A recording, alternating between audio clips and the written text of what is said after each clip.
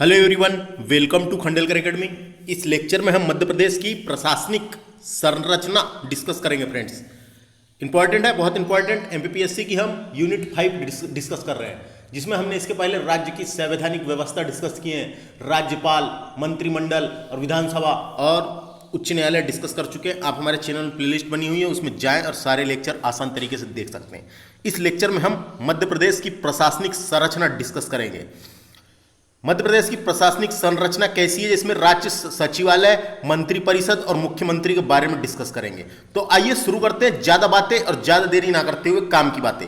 तो देखिए फ्रेंड्स, सबसे पहले अनुच्छेद 163। अनुच्छेद 163 के अनुसार राज्यपाल को सहायता तथा परामर्श देने के लिए एक मंत्रिपरिषद होगा, जिसका प्रमुख मुख्यमंत्री या जिसका प्रधान मुख्यमंत्री होगा। तो इंपॉर्टेंट है, यह अनुच्छेद में डायरेक्ट पूछा जा सकता है। इसमें मंत्री परिषद के बारे में दिया हुआ है कि राज्य में एक मंत्री परिषद होगा। राज्यपाल की सहायता और सलाह देने के लिए एक मंत्री परिषद होगा, यह अनुच्छेद 163 में लिख रखा है। तो ये इंपॉर्टेंट अनुच्छेद है, इसको याद रखना है।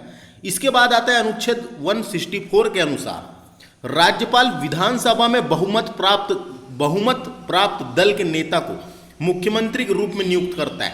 जिस पार्टी का बहुमत ज्यादा है उस पार्टी के एक विधायक को मुख्यमंत्री के रूप में नियुक्त करता है। तो याद रखना है, मुख्यमंत्री के रूप में नियुक्त कौन करता है? राज्यपाल। और फिर मुख्यमंत्री की सलाह पे अन्य मंत्रियों की भी नियुक्ति करता है। जितने भी मंत्री परिषद बनाए जाते हैं तो मुख्यमंत्री की सलाह पे राज्यपाल अन्य मंत्रियों की भी नियुक्ति करता है। मुख्यमंत्री राज्य कार्यपालिका का वास्तविक प्रधान तथा राज्य का निर्वाचन प्रमुख होता है। इंपॉर्टेंट है, मुख्यमंत्री जो है कार्यपालिका का वास्तविक प्रधान तथा राज्य का निर्वाचित प्रमुख होता है। तो यह एक अनुच्छेद याद रखना, 163 और 164 इंपॉर्टेंट है।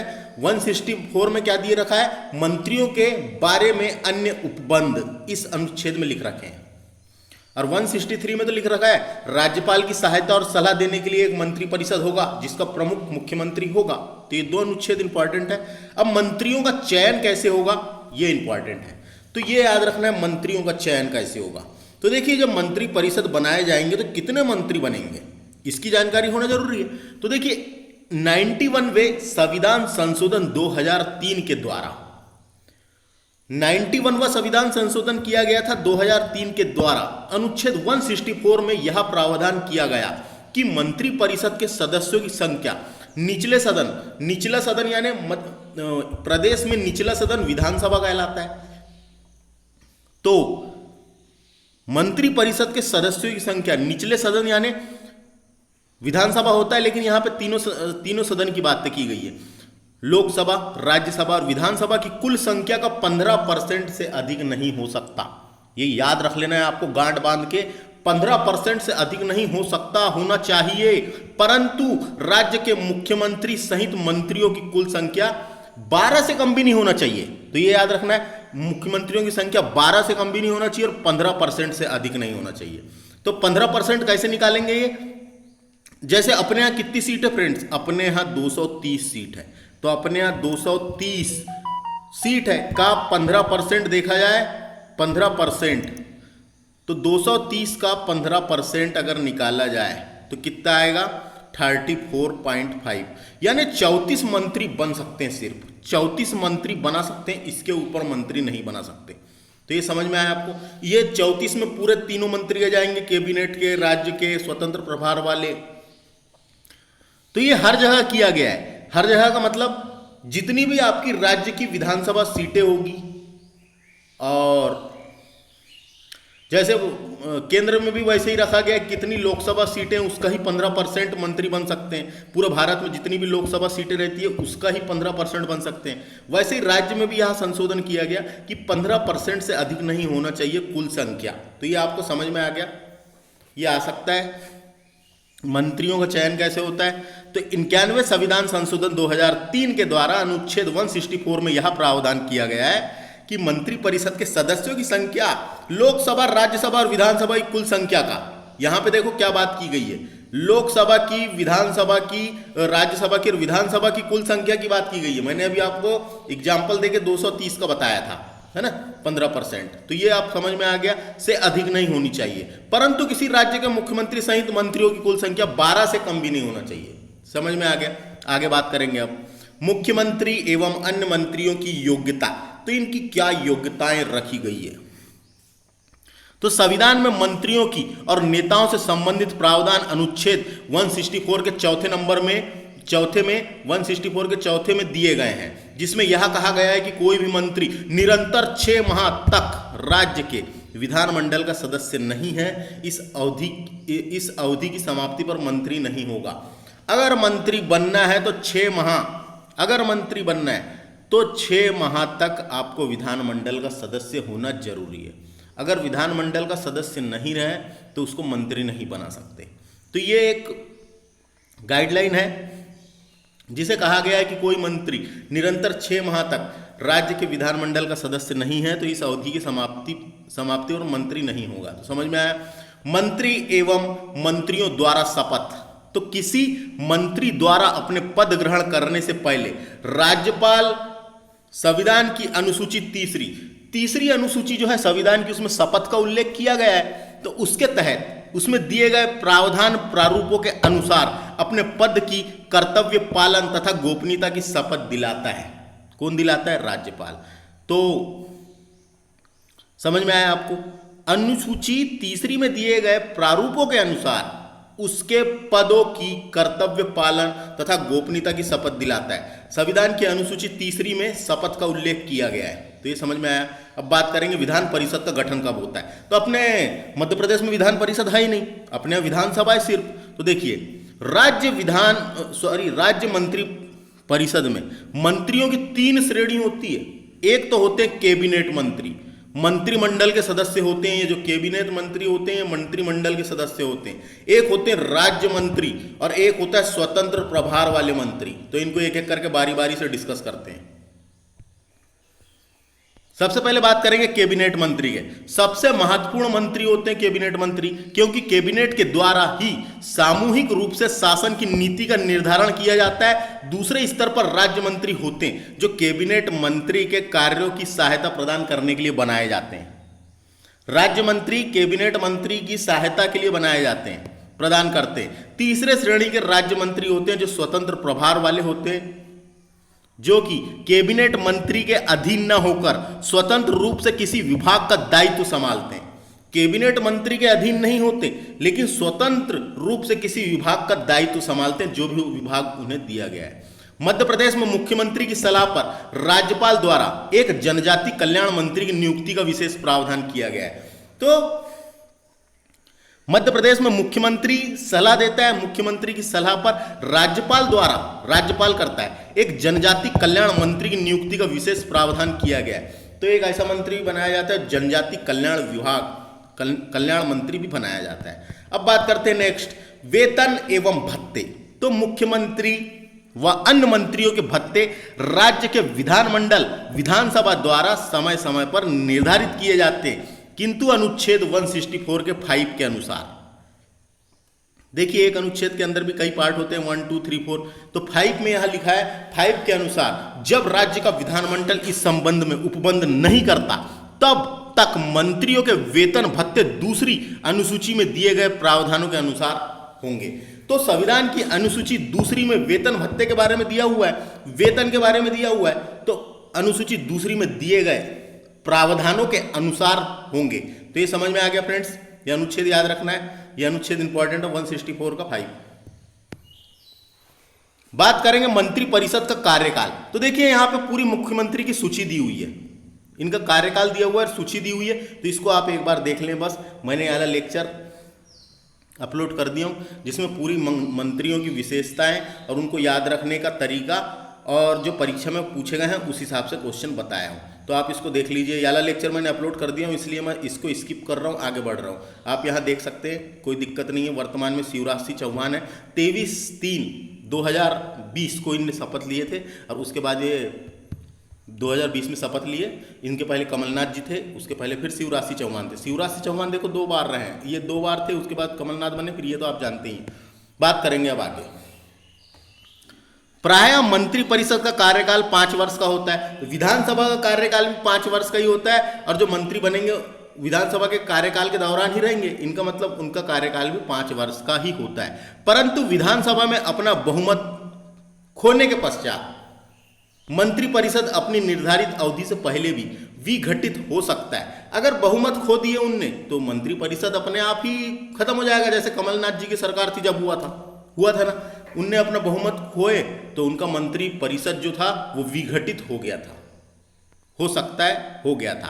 तो ये हो चुका है, एक बार देखे थे आपने। देखिए अनुच्छेद 365 के अनुसार जब राज्य में राष्ट्रपति शासन लागू किया जाता है तो मंत्री परिषद भी भंग हो जाता है। राज्य में राष्ट्रपति शासन लगा तो मंत्री परिषद का कोई काम ही खत्म, तो मंत्री परिषद भी भंग हो जाता है। तो ये अनुच्छेद याद रखना है, अनुच्छेद 365 के अनुसार।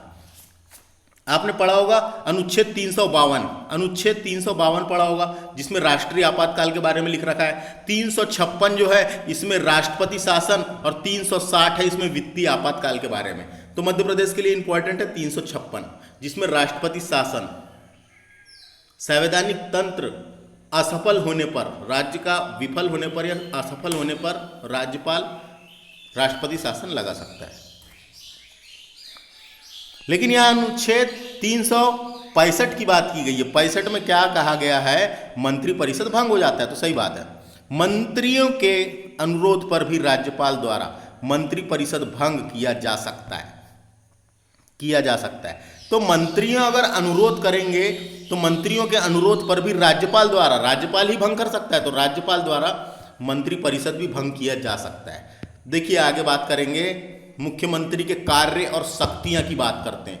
इनके कार्य की बात कर लेते हैं और इनकी क्या क्या शक्तियां इनको प्रदान की गई है। तो मुख्यमंत्री राज्यपाल और मंत्री परिषद के मध्य संवाद की एक कड़ी के रूप में कार्य करता है। समझ में आ गया, ये एक कड़ी के रूप में कार्य करता है। मुख्यमंत्री राज्यपाल और मंत्री परिषद के मध्य संवाद की एक कड़ी के रूप में कार्य करता है।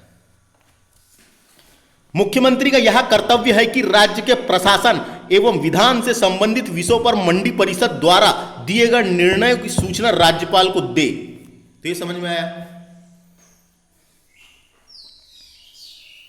मुख्यमंत्री का यह कर्तव्य है कि राज्य के प्रशासन और विधानसभा से संबंधित विषय पर मंडी परिषद का निर्णय सूचना राज्यपाल को दे। तो राज्यपाल को सूचना दिया जाता है। मुख्यमंत्री के राज्य के पदाधिकारी जैसे महाधिवक्ता, राज्य लोक सेवा आयोग के अध्यक्ष और सदस्य, राज्य निर्वाचन आयुक्त आदि की नियुक्ति के संबंध में राज्यपाल को परामर्श देता है।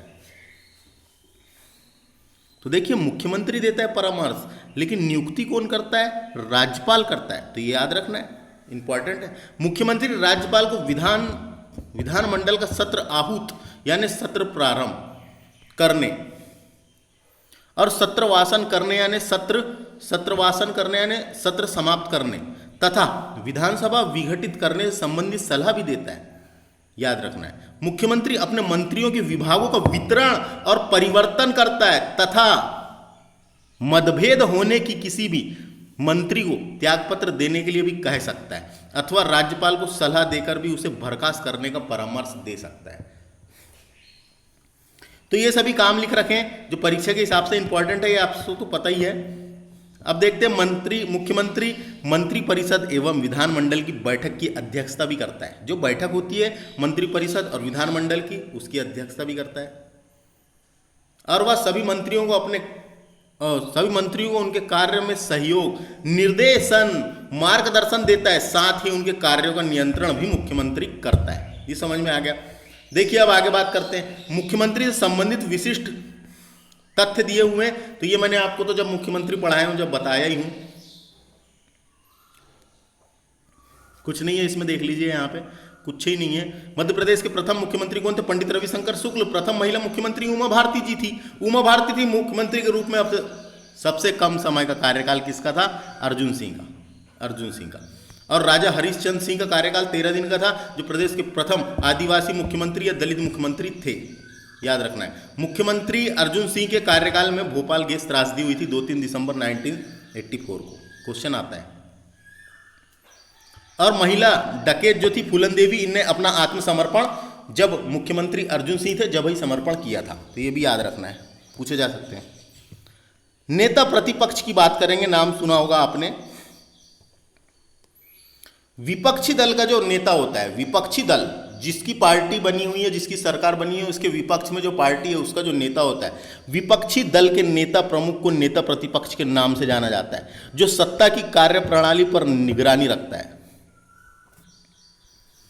जिसकी सत्ता बैठी है, जैसे अभी बीजेपी की सत्ता बैठी है, तो कांग्रेस का एक विपक्षी दल का नेता होता है जो बीजेपी की कार्यप्रणाली पर निगरानी रखता है और विधानसभा में सत्ता पक्ष की गतिविधियों पर प्रश्न भी करता है कि तुमने ये क्यों नहीं किए, क्या नहीं किए, इसका कारण बताओ। तो ये सब प्रश्न करता है।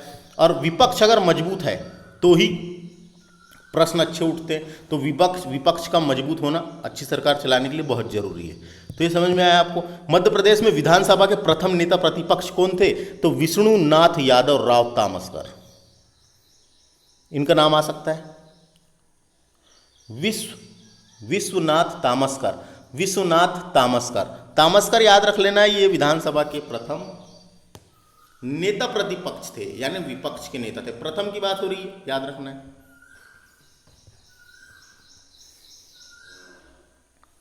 मध्य प्रदेश में विधानसभा की प्रथम महिला नेता कौन थी नेता प्रतिपक्ष? तो जमुना देवी जी थी, नाम है श्रीमती जमुना देवी, नाम याद रखना है। 15वीं विधानसभा चल रही है, नेता प्रतिपक्ष कौन है? गोपाल भार्गव। ये मध्य प्रदेश में नेता प्रतिपक्षों की सूची दी गई है, तो इनको भी देखना है। नेता प्रतिपक्ष से भी क्वेश्चन आ सकते हैं।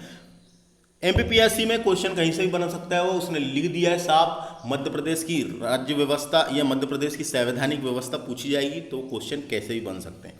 तो मध्य प्रदेश के पहले नेता प्रतिपक्ष कौन थे? तो विष्णुनाथ यादव राव तामसकर प्रथम थे। 56 से 57 बने, याद रखना है। तो देखिए, नेता प्रतिपक्ष की सूची दी रखी है, तो इनको याद रखना है। विश्वनाथ तामसकर प्रथम नेता प्रतिपक्ष थे, 56 से 57 तक बने। उसके बाद दूसरे नंबर पर बने थे श्री चंद्र प्रताप तिवारी दूसरे नंबर के नेता प्रतिपक्ष बने। वीरेंद्र कुमार साखलेचा 2 बार रहे। इनके बाद श्याम चरण शुक्ल, ये सभी मध्य प्रदेश के मुख्यमंत्री रहे हैं, आपने देखे भी होंगे। श्याम चरण शुक्ल, पंडित द्वारिका प्रसाद मिश्र, ये भी नेता प्रतिपक्ष रहे हैं मध्य प्रदेश के। वीरेंद्र कुमार साखलेचा भी रहे हैं। फिर बसंत सदाशिव प्रधान, ये आपको सिर्फ इतना पता होना कि ये सब लोग नेता प्रतिपक्ष थे, कभी क्वेश्चन बना तो। कैलाश जोशी जी भी रहे हैं, मध्य प्रदेश के मुख्यमंत्री थे, नेता प्रतिपक्ष भी रहे हैं। अर्जुन सिंह भी बने हैं। सुंदरलाल पटवा भी मध्य प्रदेश के नेता प्रतिपक्ष थे। कैलाश जोशी फिर से बनते, श्याम चरण शुक्ल फिर से बनते। विक्रम वर्मा इंपॉर्टेंट नाम है क्योंकि ये नाम थोड़ा नया है। विक्रम वर्मा याद रखना है इनका नाम। गौरीशंकर सेजावर नेता प्रतिपक्ष थे। बाबूलाल गौर जो मध्य प्रदेश के मुख्यमंत्री थे और नेता प्रतिपक्ष भी बने। श्रीमती जमुना देवी, नाम याद रखना है। मध्य प्रदेश की पहली महिला नेता प्रतिपक्ष थी जमुना देवी। फिर जमुना देवी 2 बार बनी है, याद रखना है। अजय सिंह भी रहे हैं। और सत्यदेव कटारे ये फिर से बनते, फिर अजय सिंह बनते। और अजय सिंह के बाद अभी 15वीं विधानसभा के जो नेता प्रतिपक्ष थे गोपाल भार्गव थे। देखो 15वीं विधानसभा चालू हुई तो कांग्रेस का बहुमत ज्यादा था, कांग्रेस की सरकार बनी थी। उस टाइम पे गोपाल भार्गव थे। लेकिन फिर क्या होता है, अपना बहुमत खो देती है कांग्रेस सरकार और बीजेपी की सरकार फिर से बनती है। और जब बीजेपी की सरकार बनी और शिवराज सिंह चौहान फिर से मुख्यमंत्री बनते हैं, उस टाइम पे वर्तमान में अभी जो नेता प्रतिपक्ष है वो कमलनाथ जी को बनाया गया। तो याद रखना है 20 मार्च यानी 20 मार्च के बाद बने हैं। तो 20 मार्च से निरंतर जो है ये भी 15वीं विधानसभा के अंतर्गत आएंगे। तो 15वीं विधानसभा के वर्तमान नेता प्रतिपक्ष कौन है? श्री कमलनाथ, याद रखना है कमलनाथ है। तो ये समझ में आया। अब बात करेंगे आगे फ्रेंड्स, तो यहां तक तो समझ में आ गया होगा। बात करते हैं आगे। मध्य प्रदेश राज्य के सचिवालय को देख लेते हैं। तो देखिए, मध्य प्रदेश राज्य प्रशासन का प्रमुख केंद्र राज्य बिंदु सचिवालय कहलाता है। राज्य सचिवालय कहलाता है। मध्य प्रदेश राज्य प्रशासन का मुख्य केंद्र या बिंदु राज्य सचिवालय कहलाता है। यह मध्य प्रदेश की राजधानी भोपाल में स्थित है, अरेरा हिल में। आप गए होंगे वहां। भोपाल की राजधानी अरेरा हिल एक पहाड़ी का नाम है, वहां पे एक भवन बना हुआ है, वल्लभ भवन। तो भोपाल की राजधानी अरेरा हिल में वल्लभ भवन के नाम से जाना जाता है। इसका प्रमुख सचिव होता है। तो डायरेक्ट क्वेश्चन आएगा, मध्य प्रदेश का सचिवालय कहाँ लगता है, तो वल्लभ भवन में लगता है, ये याद रखना है, क्वेश्चन बनेंगे। इसका प्रमुख कौन होता है, एक मेन सचिव जो होते हैं, सबसे प्रमुख सचिव, मुख्य सचिव, वो याद रखना है। बस बात करेंगे, देखिए मध्य प्रदेश में मुख्य सचिव की सूची दी रखी है, तो मुख्य सचिव भी मैंने पढ़ा चुका हूँ फ्रेंड्स, लेकिन फिर भी एक बार देख लेते हैं। देखिए मध्य प्रदेश के पहले मुख्य सचिव थे H.S. कामत। H.S. कामत थे मध्य प्रदेश के पहले मुख्य सचिव। 56 से लेकर 63 तक रहे। क्वेश्चन डायरेक्ट आएगा, मध्य प्रदेश के पहले मुख्य सचिव कौन थे, H.S. कामत। उसके बाद बने थे R.P. नरहोन्ना, इन्हीं के नाम पे भोपाल में नरहोन्ना प्रशासनिक अकादमी का नाम रखा गया है, तो R.P. नरहोन्ना थे, याद रखना है। फिर M.P. श्रीवास्तव, फिर R.P. नायक, R.P. नरहोन्ना, M.S. Chaudhary, S.C. Verma, K.L. Pasricha, B.K. Dubey, Shri Jagapati, Birbal, ब्रह्म स्वरूप, KCH आचार्य, M.S. Singhdeo, R.N. Chopra, R.S. Khanna, ये सब मध्य प्रदेश के मुख्य सचिव रहे हैं। R.P. कपूर, श्रीमती निर्मला बूच, ये डायरेक्ट क्वेश्चन आता है। मध्य प्रदेश की पहली महिला मुख्य सचिव कौन थी, श्रीमती निर्मला बूच। और निर्मला बूच पहली IAS अधिकारी भी थी, याद रखना है। तो पहले ये IAS अधिकारी बनी थी, तो मध्य प्रदेश की पहली IAS अधिकारी पूछेगा तो निर्मला बूच। अब IAS अधिकारी रिटायरमेंट के बाद ही मुख्य सचिव बनाते हैं, तो मध्य प्रदेश की पहली मुख्य सचिव भी बनी श्रीमती निर्मला बूच। NS सेठी भी रहे हैं इनके बाद, SC Behar, KS Sharma, PK Malhotra, AP Singh, BK Saha, Vijay Singh, RC Sahani, Avani वैश्य, R Parshuram, Antony J.C. D'Souza है वो, बसंत प्रताप सिंह इंपॉर्टेंट है। उनके बाद बने सुधी रंजन मोहांती, फिर M गोपाल रेड्डी थे। और वर्तमान में कौन है, तो इकबाल सिंह बैस, 1/1/2019 से बने हैं ये। तो मुख्य सचिव से मैं आपको बता रहा हूं, डेफिनेटली क्वेश्चन पूछा ही जाता है।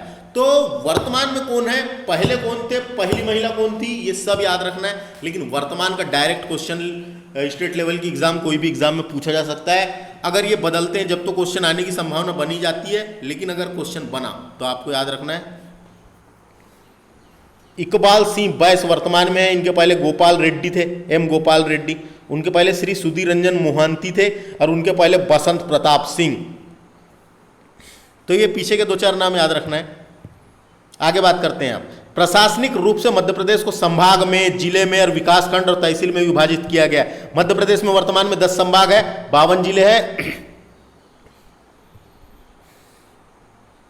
313 विकासखंड है, आदिवासी विकासखंड की संख्या 89 है, 420 तहसीलें हैं। तो ये याद रखना है। उसके बाद देखिए यहाँ से कुछ मध्य प्रदेश के संभाग एवं जिलों की सूची देखने के लिए क्लिक करें, लिखा हुआ है वो छोड़िए, वो लिख गया। अन्य महत्वपूर्ण तथ्य देखते हैं, ये 2-3 तथ्य यहाँ दिए रखे हैं जो मैं आपको जानकारी के लिए यहाँ से बताता हूँ। देखिए फ्रेंड्स, 1998 में राज्य पुनर्गठन आयोग फिर से समिति बैठी थी। इसमें BR दुबे समिति की अनुशंसा पर 10 नए जिले का गठन किया गया था। डायरेक्ट क्वेश्चन पूछा जाता है कि 10 नए जिले का गठन किस समिति के आधार पर किया गया था, तो BR दुबे।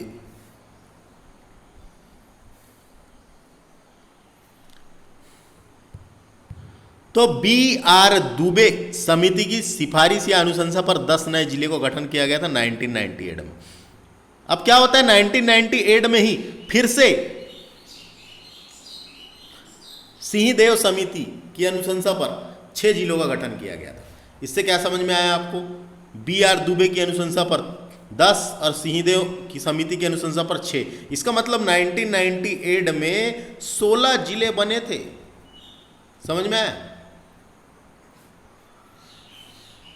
तो समझ में आया फ्रेंड्स। ये डायरेक्ट क्वेश्चन आता है, कौन सी समिति में कितने जिले बने थे। BR दुबे में 10, सिंहदेव में 6, 1998 की बात है। उसके बाद क्या होता है, 1 नवंबर 2000 को छत्तीसगढ़ का विभाजन हो जाता है, छत्तीसगढ़ को अलग कर दिया जाता है। और छत्तीसगढ़ को जब अलग किया गया तो उस टाइम पे मध्य प्रदेश में 61 जिले थे, 61 जिले थे, तो 61, जिसमें 16 जिले छत्तीसगढ़ को चले गए और फिर से अपने आप 45 रह गए। तो ऐसा हुआ था, फिर से अपने आप 45 जिले और 9 संभाग बच गए थे। तो ये समझ में आया। अब आगे बात करते हैं अपन, वो राज्य पुनर्गठन आयोग में डिस्कस करेंगे। मध्य प्रदेश के 11वें संभाग के रूप में सतपुड़ा संभाग और 12वें संभाग के रूप में रतलाम संभाग का गठन प्रस्तावित है और छिंदवाड़ा भी संभाग बनेगा, ऐसा कहते हैं। तो बात करते हैं डिंडोरी जिले को 2008 में, देखो 2008 में मंडला जिले से अलग करके डिंडोरी जिला तो बना दिया गया, लेकिन जब डिंडोरी जिला बनाया गया था उसको शहडोल संभाग के अंतर्गत शामिल किया गया था। लेकिन फिर बाद में क्या होता है, 2012 में उसे फिर से जबलपुर संभाग में शामिल कर लिया गया। पहले से ही वो जबलपुर संभाग में था, जिला बना तो शहडोल में डाले, उसको शहडोल में रखे, और 2012 में फिर से उसको जबलपुर में ला लिए। तो ये याद रखना है, ऐसा कभी पूछ गया, क्वेश्चन बन गया तो, है ना। तो ये फ्रेंड्स हमारा वाला लेक्चर आज का समाप्त होता है। इसमें हमने मंत्री परिषद से रिलेटेड जानकारियां डिस्कस करें। बाकी आपको राज्यपाल, मुख्यमंत्री, विधानसभा अध्यक्ष, विधानसभा उपाध्यक्ष, उच्च न्यायालय के मुख्य न्यायाधीश, इनके वीडियो हमने डाल रखे हैं। आप हमारे चैनल में प्लेलिस्ट बनी हुई है, वहाँ जाके देख सकते हैं। और कुछ कुछ छूटा हुआ है संवैधानिक व्यवस्था में, वो हम डिस्कस करेंगे। और सबसे इंपॉर्टेंट है पंचायती राज और नगरीय प्रशासन को अच्छे से डिस्कस करेंगे। हमारे इस चैनल की प्लेलिस्ट में आपको वो लेक्चर मिलेगा, इसके बाद वो लेक्चर आने वाला है। धन्यवाद।